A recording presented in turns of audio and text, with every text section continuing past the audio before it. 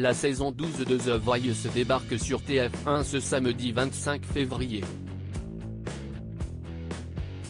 De nouveaux talents vont être remarqués par les coachs, à savoir, Vianney, Amel Bent, Zazie et Big Flo et Oli. Ces derniers ont 2 fauteuils, mais n'ont qu'un seul buzzer.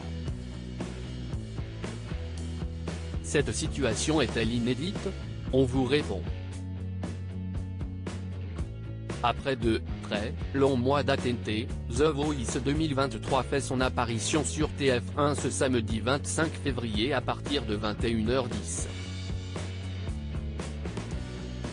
Tous les talents qui vont se présenter devant les coachs de cette saison 12 n'espèrent qu'une chose, se faire remarquer pour peut-être succéder à Nour, la gagnante de l'année dernière.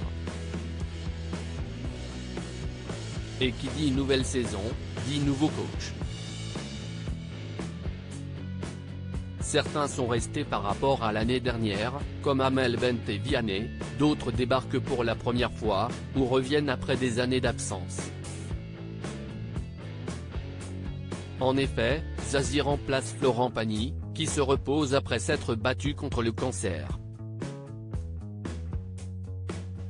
De leur côté, Big Flo et Oli font leur premier pas dans l'aventure. Les 2 frères originaires du sud de la France sont prêts à tout pour avoir le futur gagnant dans leur équipe. The Voice 2023, Big Flo et Oli ont 2 fauteuils et un buzzer. Big Flo et Oli sont 2, mais ne comptent que pour un. Les rappeurs occupent chacun un fauteuil, mais assis côte à côte, ils n'ont qu'un seul buzzer. À eux d'échanger pour ne pas se retourner sans avoir concerté l'autre auparavant. Heureux de partir dans cette aventure folle de musique, de partage et de passion. On espère que vous allez kiffer regarder ça.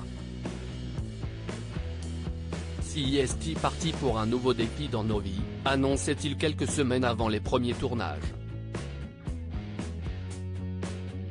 Et cette situation n'est pas vraiment inédite puisque les interprètes de Coup de Vieux ont été présents dans la version belge de The Voice et ont donc déjà été installés dans un double fauteuil. Une situation pas si inédite que ça. Retour en arrière. En 2017, les artistes, qui se sont récemment confiés sur leur santé mentale, ont participé à la saison 6 de The Voice Belgique avec Marc Pinilla, Quentin Mosiman et B.